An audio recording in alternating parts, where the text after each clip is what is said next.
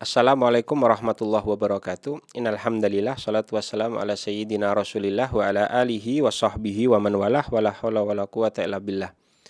Amma ba'du, kaum muslimin yang semoga dimuliakan oleh Allah Subhanahu wa taala. Salah satu hal yang tidak terlepas dari keseharian kita adalah wudu. Sekurang-kurangnya dalam sehari semalam kita berwudu sebanyak 5 kali. Sebagaimana sudah kita ketahui bahwa salah satu syarat sah daripada sholat adalah at-thaharatu minal hadatsain, suci dari hadas besar ataupun hadas kecil. Dalam hadis yang diriwayatkan oleh Abu Hurairah yang dikeluarkan oleh Bukhari dan Muslim, Nabi SAW bersabda, la yaqbalullahu sholata ahadikum idza ahdatsa hatta yatawadda.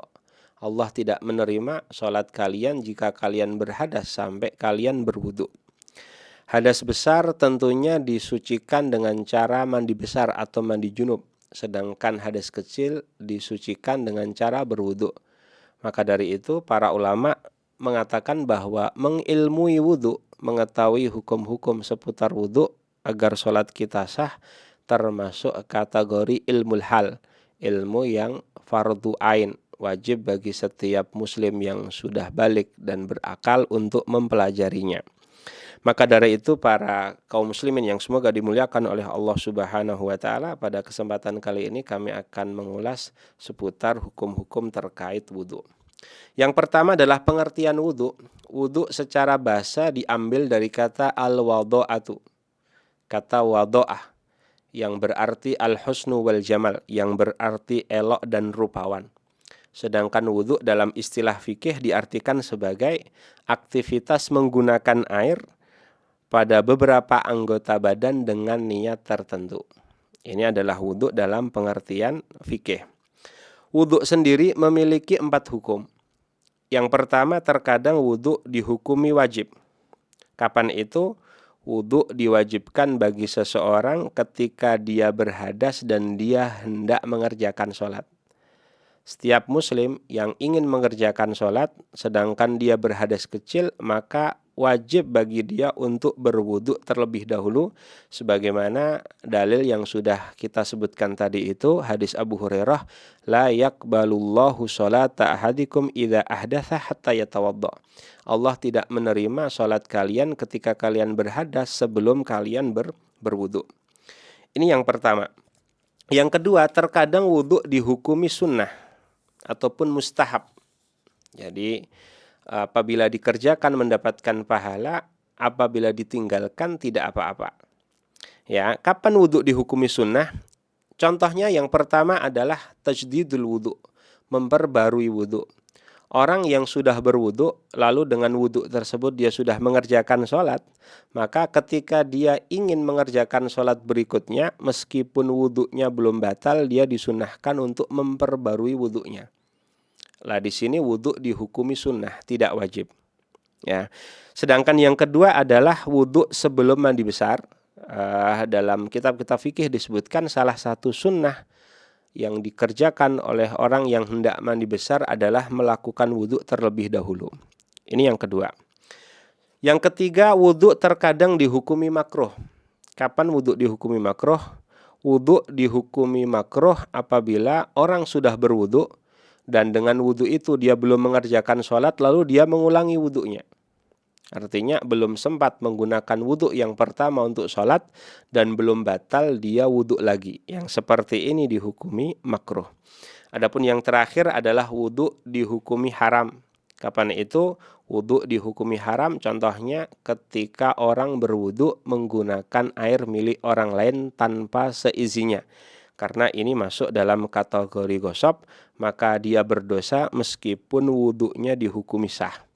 Termasuk juga perempuan yang haid atau nifas yang berwudu dengan niat untuk mengangkat hadas. Nah, yang seperti ini juga hukumnya haram dan wudunya dihukumi tidak sah.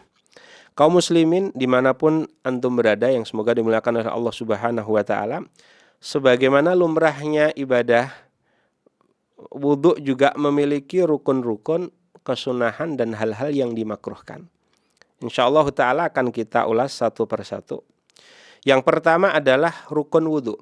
Yang dimaksud dengan rukun adalah perkara-perkara yang keberadaannya menentukan keabsahan wudhu. Apabila perkara tersebut ada, maka wudhunya dihukumi sah. Apabila ada satu saja tidak terpenuhi, maka wudhunya dihukumi tidak sah. Ya, rukun wudhu ada 6. Secara umum rukun-rukun wudhu ini diambil dari ayat Al-Quran surat Al-Ma'idah ayat 6, ya ayyuhalladzina amanu idza qumtum ila sholati faghsilu wujuhakum wa aydiyakum ilal marafiqi wamsahu biru'usikum wa arjulakum ilal ka'bain.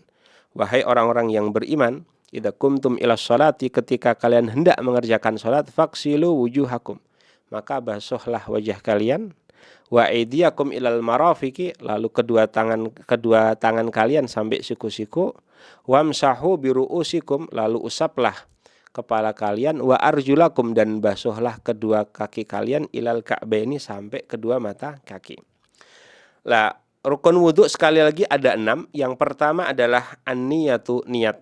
Ya, niat merupakan rukun pertama dalam wudhu. Tanpa niat maka wudhu seseorang dihukumi tidak sah, sebagaimana disabdakan oleh Rasulullah SAW dalam hadis riwayat Umar bin Khattab yang dikeluarkan oleh Bukhari dan Muslim, innamal a'malu bin niyat. Sesungguhnya keabsahan amalan tergantung daripada niatnya. Nah, niat sendiri adalah tekad atau keinginan di dalam hati untuk melakukan suatu tindakan dan perbuatan. Dalam wudhu ada beberapa opsi niat yang bisa dipilih. Di antaranya adalah meniatkan kefarduan wudhu dengan mengatakan nawaitu fardul wudhu, atau meniatkan nawaitu raf'al hadas. Nawaitu fardul wudhu artinya saya meniatkan untuk melakukan kewajiban wudhu. Atau nawaitu raf'al hadas, saya niat untuk menghilangkan hadas. Atau niat nawaitu taharah anil hadas, saya niat bersuci dari hadas. Atau nawaitu al-wudu ali salat, atau saya niat wudu untuk mengerjakan salat, atau niat-niat yang lainnya. Maka boleh bagi kita untuk memilih salah satu opsi. Nah, sekali lagi tempat niat ada di dalam hati. Ya, adapun melafatkan niat sebelum wudu maka dihukumi sunnah atau mustahab, dianjurkan, tapi yang wajib adalah niat di dalam hati. Kapan orang niat? Niat dilakukan bersamaan dengan membasuh muka. Jadi bersamaan dengan rukun perbuatan yang pertama, yaitu membasuh muka. Nah, ini yang pertama, niat. Yang kedua adalah membasuh muka. Ghuslul wajhi, membasuh muka. Rukun wudhu yang kedua adalah membasuh muka. Batasan muka secara vertikal atau memanjang adalah dari batas tumbuhnya rambut bagian atas. Jadi dari tempat tumbuhnya rambut bagian atas, ya, sampai adzaqan, sampai dagu. Ini secara vertikal atau memanjang. Adapun lebarnya secara horizontal, maka dari telinga satu ke telinga yang lainnya. Maka dari telinga satu ke telinga yang lainnya. Area ini yang dimaksud dengan wajah yang wajib untuk dibasuh ketika wudhu.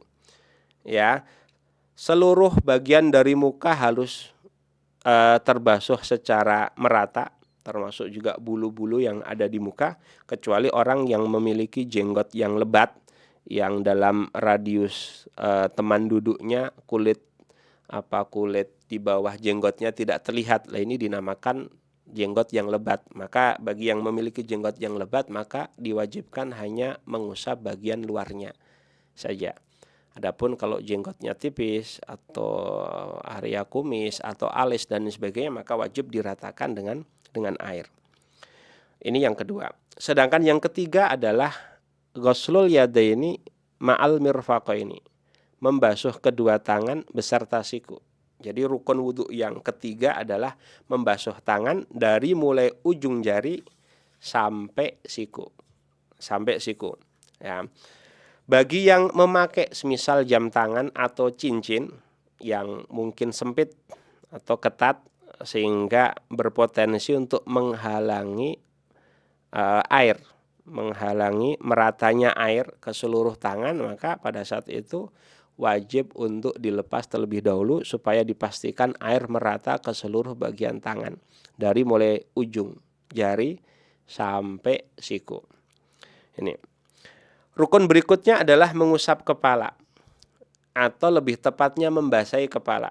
Karena dengan cara apapun yang penting kepala basah, mau itu dengan diusap atau mungkin ditempeli handuk yang basah ada airnya sehingga kepala basah, atau bahkan diciprati air atau diguyur air, itu sebenarnya sudah cukup. Jadi mengusap, kalau sering dikatakan mengusap kepala, itu ya salah satu caranya saja. Mengusap kepala. Rukun wudhu yang keempat adalah mengusap kepala atau membasahi kepala. Baik itu kulitnya ataupun rambutnya. Jadi kalau kulit kepala sudah basah, sudah dianggap cukup. Atau mungkin rambutnya sudah dibasahi, itu sudah dianggap cukup. Kadar yang wajib diusap atau dibasahi adalah sebagian kepala saja, meskipun itu sebagian kecil. Meski demikian, maka tetap disunahkan untuk meratakan air ke seluruh kepala. Ya. Sedangkan rukun berikutnya adalah membasuh kaki sampai mata kaki. Ya, ini rukun wudhu yang kelima, membasuh kaki hingga mata kaki. Dan yang perlu diperhatikan di sini adalah area tumit. Ya, dan area-area lain yang berpotensi tidak terjangkau oleh air, maka ini alangkah baiknya kalau digosok dan dipastikan bahwa airnya merata supaya nanti wudhunya dihukumi sah. Sedangkan rukun yang terakhir adalah urut atau tartib, ya, melakukan wudhu secara runtut dari mulai membasuh muka sampai membasuh kaki. Demikian kaum muslimin yang semoga dimuliakan oleh Allah Subhanahu wa taala terkait dengan rukun wudhu. Untuk pembahasan selanjutnya insyaallah taala kita akan bahas di pertemuan yang akan datang. Aku qouli hadza. Assalamualaikum warahmatullahi wabarakatuh.